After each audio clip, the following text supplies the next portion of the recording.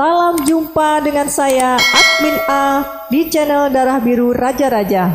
Di video kali ini akan dibahas biografi Kiai Haji Abdurrahman Wahid, yakni Presiden keempat Republik Indonesia. Abdurrahman Wahid adalah Presiden Indonesia keempat yang menjabat sejak tahun 1999 hingga tahun 2001. Abdurrahman Wahid menggantikan posisi B.J. Habibie setelah dipilih oleh Majelis Permusyawaratan Rakyat melalui pemilu tahun 1999. Sewaktu menjabat sebagai Presiden Indonesia, Abdurrahman Wahid dikenal sebagai pemimpin yang cukup kontroversial karena beberapa kebijakannya. Salah satu kebijakan Abdurrahman Wahid yang cukup menuai kontroversi adalah pencabutan pelarangan Partai Komunis Indonesia yang tertuang dalam TAP MPR nomor 25 tahun 1966. Abdurrahman Wahid atau yang akrab disapa Gus Dur memiliki nama lengkap Abdurrahman Ad-Dakhil yang secara etimologi Ad-Dakhil berarti sang penakluk. Namun karena nama Ad-Dakhil tidak begitu dikenal, maka diganti dengan nama Abdurrahman Wahid. Sebutan Gus Dur sendiri dikarenakan ia lahir di lingkungan pesantren. Abdurrahman Wahid atau Gus Dur dilahirkan di Jombang, Jawa Timur tanggal 4 Agustus tahun 1940.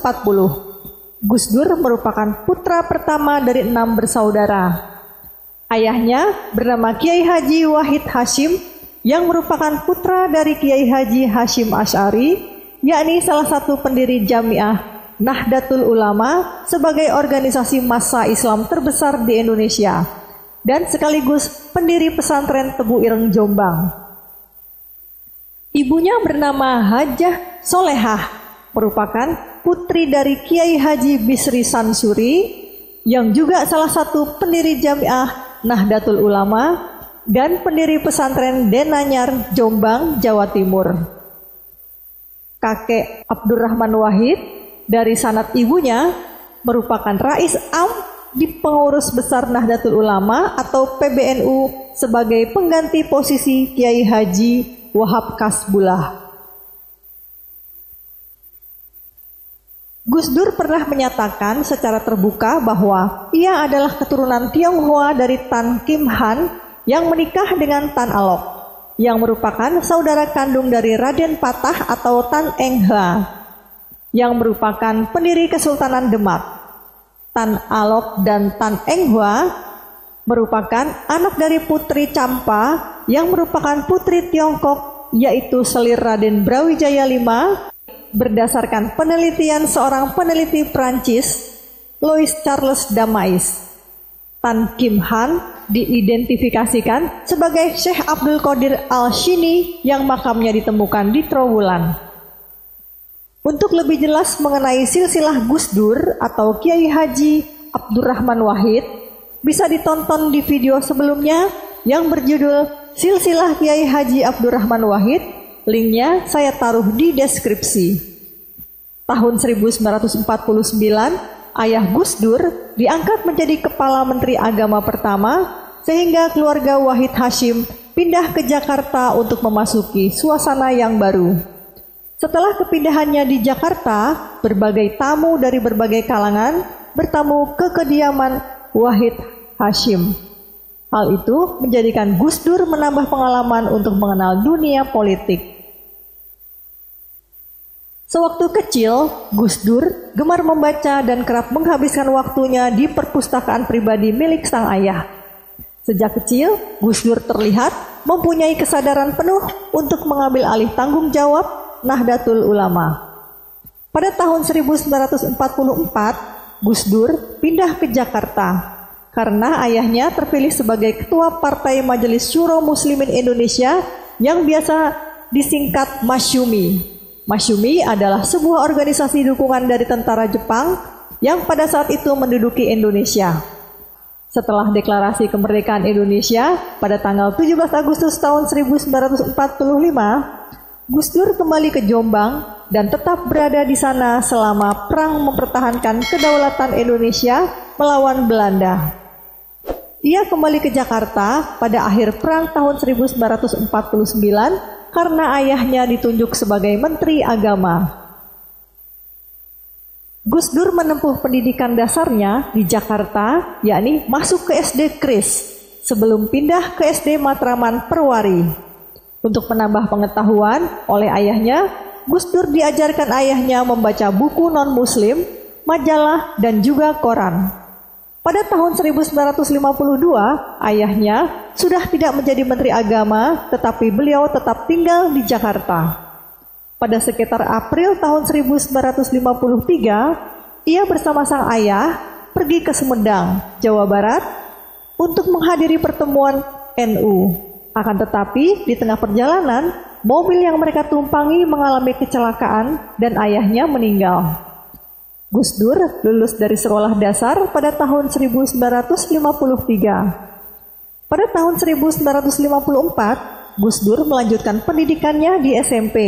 Namun pada tahun itu, Gus Dur tidak naik kelas dan sang ibu mengirimnya ke Yogyakarta untuk melanjutkan pendidikan SMP-nya, yakni di Sekolah Menengah Ekonomi Pertama atau SMEP Gowongan. Sekaligus menetap di pesantren Krapia untuk mengaji kepada Kiai Haji Ali Maksum di Pondok Pesantren Krapia. SMEP merupakan sekolah formal yang dikelola oleh Gereja Katolik Roma. Sekolah tersebut banyak menggunakan kurikulum yang sekuler. Dan dari sekolah tersebut, Gus Dur pertama kali belajar bahasa Inggris. Namun, karena tidak bisa beraktivitas secara leluasa di pesantren, Gus Dur meminta pindah ke kota dan menetap di rumah Haji Junaidi yang merupakan seorang pimpinan lokal Muhammadiyah. Rutinitas kesehariannya setelah sholat subuh, Gus Dur berangkat mengaji ke Kiai Haji Maksum Krapia, dan pada siang harinya Gus Dur sekolah di SMEP, dan malam hari Gus Dur ikut berdiskusi dengan Haji Junaidi dengan anggota Muhammadiyah yang lain. Untuk meningkatkan pemahaman bahasa Inggrisnya, Gus Dur berusaha menggali informasi dari berbagai mancanegara dan aktif mendengarkan siaran radio Voice of America dan BBC London.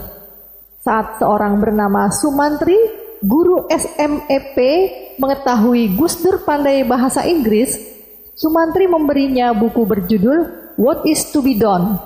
Pada saat yang sama, Gus Dur telah mengenal Das Kapital Karl Marx, filsafat Plato,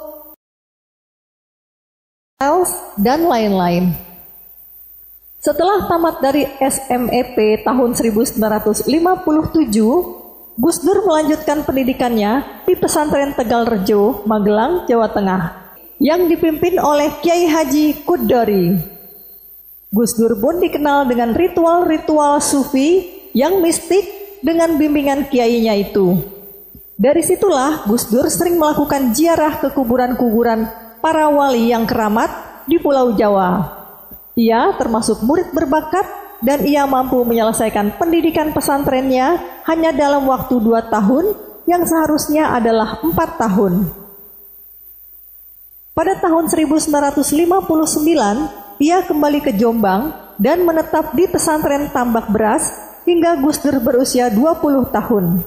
Di pesantren Tambak Beras, Gus Dur menjadi ustadz sekaligus menjadi ketua keamanan di pesantren milik pamannya, yaitu Kiai Haji Abdul Fatah.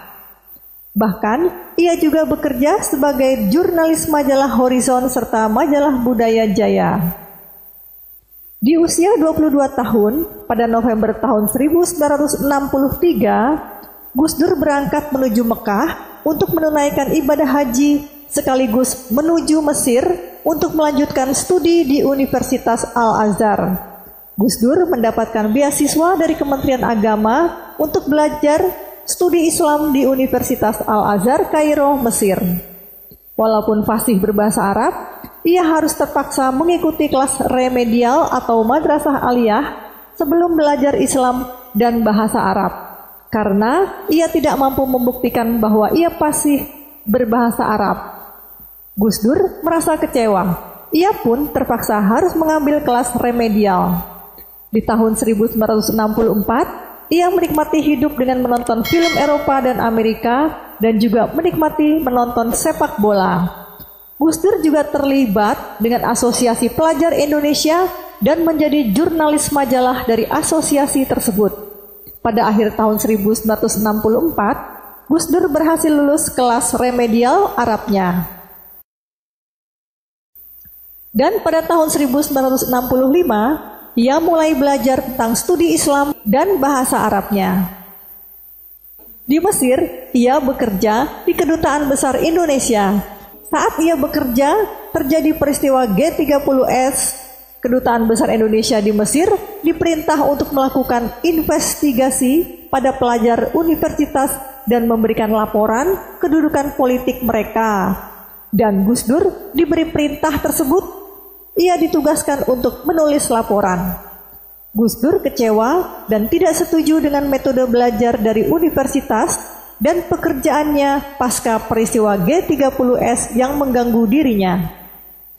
Pada tahun 1966, ia diberitahu bahwa ia harus mengulang kembali belajarnya. Pendidikan prasarjana Gus Dur selamat karena beasiswa yang diterimanya di Universitas Baghdad, Irak. Di luar kegiatan kampus, Gus Dur antusias untuk mengunjungi makam keramat para wali seperti Syekh Abdul Qadir Jailani, pendiri Jamaah Tarekat Qadiriyah, dan Gus Dur pun banyak mendalami ajaran Imam Junaidi al-Baghdadi yang merupakan pendiri aliran tasawuf yang banyak diikuti oleh jamaah NU. Dengan demikian, Gus Dur menemukan sumber inspirasi dalam wilayah spiritualnya. Setelah menyelesaikan pendidikan di Baghdad tahun 1970, ia pergi ke Belanda untuk meneruskan pendidikannya di Universitas Leiden, namun ia harus menelan kekecewaan karena pendidikannya di Universitas Baghdad kurang diakui. Persyaratannya cukup ketat karena harus menguasai bahasa Jerman, Yunani, dan Latin. Untuk menghilangkan rasa kecewanya, akhirnya Gus Dur menjadi pelajar keliling yang melakukan kunjungan ke universitas-universitas lain. Akhirnya, Gus Dur memutuskan tinggal di Belanda selama 6 bulan, sekaligus membentuk suatu perkumpulan bernama Pelajar Muslim Indonesia dan Malaysia yang tinggal di daratan Eropa. Untuk memenuhi kebutuhan hidupnya selama di perantauan, dalam sebulan, Gus Dur 2 kali pergi ke pelabuhan untuk bekerja sebagai cleaning service kapal tanker, dan Gus Dur pun sempat pergi ke McGill, University of Canada untuk memperdalam kajian keislaman. Pada tahun 1971, Gus Dur kembali ke Indonesia. Gus Dur bergabung dengan Lembaga Penelitian, Pendidikan, dan Penerangan Ekonomi dan Sosial atau LP3ES, yaitu sebuah organisasi yang terdiri dari kaum intelektual Muslim progresif dan sosial demokrat. LP3ES mendirikan majalah Prisma dan Wahid atau Gus Dur menjadi salah satu kontributornya. Sebagai kontributor, ia berkeliling pesantren dan majalah di seluruh Jawa. Gus Dur merasa prihatin dengan kemiskinan yang dialami pesantren. Abdurrahman Wahid terus mengembangkan karirnya sebagai seorang jurnalis pada majalah Tempo dan koran Kompas. Artikel yang ditulisnya diterima baik dan kemudian ia mulai mengembangkan reputasi sebagai komentator sosial. Karena hal tersebut, Gus Dur mendapat banyak undangan untuk memberikan seminar dan kuliah, namun hal tersebut membuatnya harus bolak-balik Jakarta Jombang. Walaupun saat itu ia telah memiliki karir yang sukses, Gus Dur masih merasa hidupnya sulit jika hanya memiliki satu pekerjaan saja. Lalu, untuk menambah pendapatan, ia menjual kacang dan juga mengantar es. Pada tahun 1974, Gus Dur mendapat pekerjaan tambahan sebagai guru di pesantren Tambak Beras, Jombang. 1 tahun kemudian, ia mendapatkan pekerjaan tambahannya, yaitu menjadi guru kitab Al-Hikmah. Pada tahun 1977, Gus Dur bergabung dengan Universitas Hasyim Asy'ari dan ia sebagai dekan Fakultas Praktik dan Kepercayaan.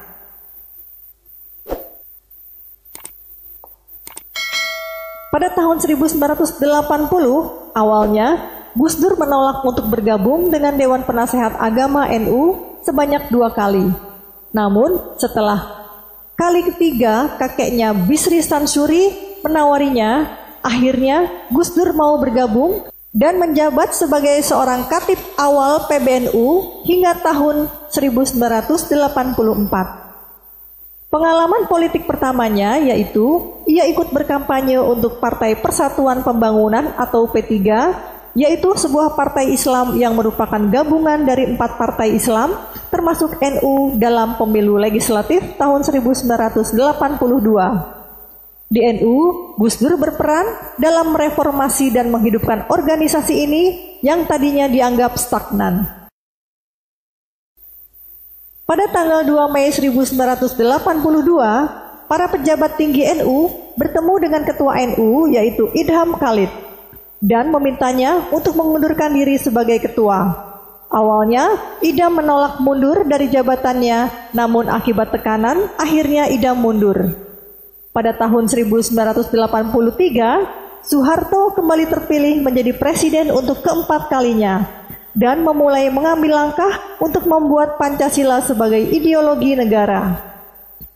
Pada Musyawarah Nasional tahun 1984, banyak orang yang menyuarakan agar Gus Dur menjadi nominasi ketua NU yang baru. Gus Dur mampu menerima nominasi tersebut asalkan ia mendapatkan wewenang penuh dalam memilih pengurus yang akan bekerja padanya. Akhirnya, Gus Dur terpilih menjadi ketua umum PBNU. Namun, permintaannya untuk memilih sendiri pengurus di bawah kepemimpinannya tidak dipenuhi. Pada tahun 1985, Gus Dur ditunjuk Soeharto untuk menjadi indoktrinator Pancasila. Pada tahun 1987, Gus Dur lebih menunjukkan dukungannya terhadap rezim Orde Baru dengan mengkritik P3 dalam pemilu legislatif tahun 1987 dan ia memperkuat Partai Golkar, kemudian menjadi anggota MPR mewakili Golkar. Selama masa jabatan pertama sebagai Ketua Umum PBNU, Gus Dur tetap fokus dalam mereformasi sistem pendidikan pesantren dan ia berhasil meningkatkan kualitas sistem pendidikan pesantren hingga dapat menandingi sekolah sekuler. Pada tahun 1987, Gus Dur mendirikan kelompok belajar di Probolinggo, Jawa Timur untuk menyediakan forum individu sependirian dalam NU untuk mendiskusikan dan menyediakan interpretasi teks Muslim. Pada Musyawarah Nasional tahun 1989, Gus Dur terpilih kembali sebagai Ketua Umum PBNU. Pada Desember tahun 1990, berdiri Ikatan Cendekiawan Muslim Indonesia yang diketuai oleh B.J. Habibie. Pada tahun 1991, beberapa anggota ICMI mengajak Gus Dur bergabung, namun Gus Dur menolak karena ia menganggap ICMI mendukung setarianisme yang akan membuat Soeharto menjadi tetap kuat. Gus Dur melakukan perlawanan terhadap ICMI dengan membentuk Forum Demokrasi. Pada masa jabatan yang kedua inilah, Gus Dur sempat berselisih dengan rezim Soeharto. Gus Dur terus mendorong dialog antar agama dan bahkan menerima undangan mengunjungi Israel pada Oktober tahun 1994. Akibatnya, Gus Dur sempat dijegal oleh rezim Orde Baru dalam pemilihan ketua NU pada tahun 1994. Meski demikian, ia tetap terpilih kembali sebagai ketua NU untuk ketiga kalinya. Ia mulai melakukan aliansi politik dengan Megawati Soekarno Putri. Pada November tahun 1996, Gus Dur dan Soeharto bertemu pertama kalinya sejak pemilihan kembali Gus Dur sebagai Ketua NU. Pada tanggal 19 Mei tahun 1998, Gus Dur bersama dengan 8 pemimpin penting dari komunitas Muslim dipanggil ke kediaman Soeharto untuk memberikan konsep komite reformasi, namun mereka semua menolaknya. Pada tanggal 21 Mei tahun 1998, Soeharto mengundurkan diri dari jabatan presiden. Setelah jatuhnya era Soeharto, banyak partai politik baru terbentuk. Pada Juni 1998, banyak orang dari komunitas NU berharap pada Gus Dur untuk membentuk partai politik. Pada Juli tahun 1998, Gus Dur mulai menanggapi ide tersebut karena menyadari bahwa partai politik merupakan satu-satunya cara untuk berjuang di dunia politik atau pemerintahan. Gus Dur akhirnya menyetujui pembentukan parpol yang kemudian diberi nama PKB atau Partai Kebangkitan Bangsa. Beliau menjabat sebagai Ketua Dewan Penasehat dan Matori Abdul Jalil sebagai Ketua Partai. Pada November tahun 1998, di Ciganjur, Gus Dur bersama dengan Megawati, Amin Rais, dan Sultan Hamengkubuwono ke-10 kembali menyatakan komitmen mereka untuk reformasi. Pada tanggal 7 Februari tahun 1999, PKB secara resmi menyatakan Gus Dur sebagai kandidat pemilihan presiden.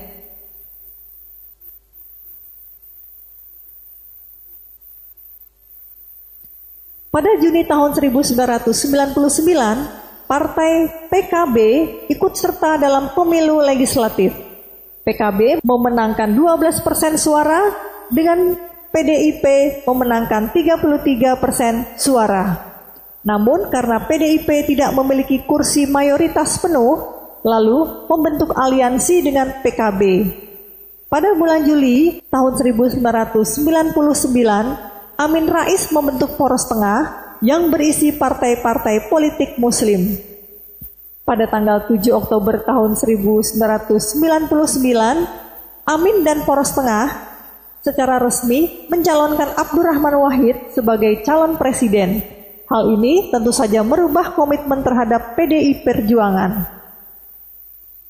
Pada tanggal 19 Oktober 1999, MPR menolak pidato pertanggungjawaban Habibie dan Habibie mundur dari pemilihan presiden. Kemudian Akbar Tanjung, Ketua Golkar dan Ketua Dewan Perwakilan Rakyat menyatakan Golkar akan mendukung Gus Dur. Pada tanggal 20 Oktober tahun 1999, MPR kembali berkumpul untuk mulai memilih presiden baru. Kemudian Abdurrahman Wahid terpilih menjadi Presiden Indonesia keempat dengan perolehan suara 373, sedangkan Megawati hanya 313 suara. Sebagai Presiden Indonesia keempat, Gus Dur menjadi figur perekat berbagai komponen bangsa yang saat itu sedang terkoyak. Gus Dur memiliki pendekatan-pendekatan yang berbeda dalam menyikapi suatu permasalahan bangsa. Ia melakukan pendekatan yang lebih simpatik kepada kelompok Gerakan Aceh Merdeka atau GAM, mengayomi etnis Tionghoa, meminta maaf kepada keluarga PKI yang mati dan disiksa, dan lain-lain. Selain itu, Gus Dur juga dikenal sering melontarkan pernyataan-pernyataan kontroversial yang salah satunya adalah mengatakan bahwa anggota MPR RI seperti anak TK. Pada masa pemerintahannya, ia membentuk Kabinet Persatuan Nasional, yaitu Kabinet Koalisi yang anggotanya berasal dari berbagai partai politik seperti PDI Perjuangan, PKB, Golkar, P3, PAN, dan Partai Keadilan, termasuk juga non-partisan dan TNI. Kemudian Gus Dur melakukan 2 reformasi pemerintahan.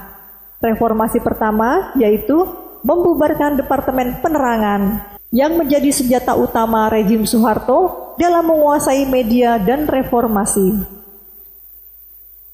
Yang kedua yaitu membubarkan Departemen Sosial yang korup. Gus Dur berencana memberikan referendum kepada Aceh. Namun referendum tersebut bukan untuk menentukan kemerdekaan, melainkan untuk menentukan otonomi. Hanya sekitar 20 bulan, Gus Dur menjabat sebagai Presiden Republik Indonesia. Musuh-musuh politiknya memanfaatkan benar kasus Bulog Gate dan Brunei Gate untuk menggoyang kepemimpinannya. Belum lagi hubungan yang tidak harmonis dengan TNI, Partai Golkar, dan elit politik lainnya. Gus Dur sendiri sempat mengeluarkan dekret yang berisi 1. Pembubaran MPR atau DPR, 2. Mengembalikan kedaulatan ke tangan rakyat dengan mempercepat pemilu dalam waktu 1 tahun, dan 3. Membekukan Partai Golkar sebagai bentuk perlawanan terhadap sidang istimewa MPR. Namun dekret tersebut tidak memperoleh dukungan dan pada tanggal 23 Juli tahun 2001, MPR secara resmi memberhentikan Gus Dur dan menggantikannya dengan Megawati Soekarno Putri. Sebelumnya, pada Januari tahun 2001, Gus Dur mengumumkan bahwa Tahun Baru Cina atau Imlek menjadi hari libur opsional. Tindakan ini diikuti dengan pencabutan larangan penggunaan huruf Tionghoa. Setelah berhenti menjabat sebagai presiden, Gus Dur tidak berhenti untuk melanjutkan karir dan perjuangannya. Pada tahun 2002, ia menjabat sebagai penasehat solidaritas korban pelanggaran HAM, dan pada tahun 2003, Gus Dur menjabat sebagai penasehat pada Gerakan Moral Rekonsiliasi Nasional. Tahun 2004, Gus Dur kembali berupaya untuk menjadi Presiden Republik Indonesia. Namun keinginan ini kandas karena ia tidak lolos melewati pemeriksaan kesehatan oleh Komisi Pemilihan Umum. Pada Agustus 2005, Gus Dur menjadi salah satu pimpinan koalisi politik yang bernama Koalisi Nusantara Bangkit Bersatu bersama dengan Tri Sutrisno, Wiranto, Akbar Tanjung, dan Megawati. Koalisi ini mengkritik kebijakan pemerintahan Susilo Bambang Yudhoyono.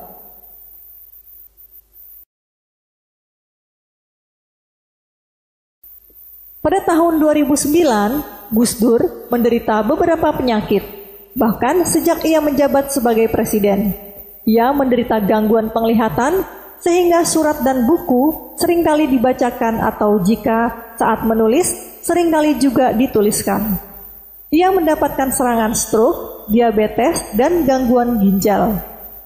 Pada hari Rabu, tanggal 30 Desember tahun 2009, Gus Dur meninggal dunia di Rumah Sakit Cipto Mangunkusumo, Jakarta pada pukul 18.45 waktu Indonesia Barat akibat komplikasi penyakit yang dideritanya sejak lama. Menurut sang adik, Salahuddin Wahid, Gus Dur meninggal akibat sumbatan pada arterinya. Jenazah mantan Presiden Republik Indonesia Kiai Haji Abdurrahman Wahid atau Gus Dur dimakamkan di sebelah utara pusara kakeknya yang juga pendiri Nahdlatul Ulama, yaitu Kiai Haji Hashim Asy'ari di Pondok Pesantren Tebu Ireng, Jombang, Jawa Timur. Demikianlah video biografi Kiai Haji Abdurrahman Wahid atau Gus Dur yang menjadi Presiden Republik Indonesia keempat yang bisa disampaikan. Semoga bisa menambah wawasan bagi yang menonton video ini. Sampai jumpa lagi di video berikutnya. Terima kasih.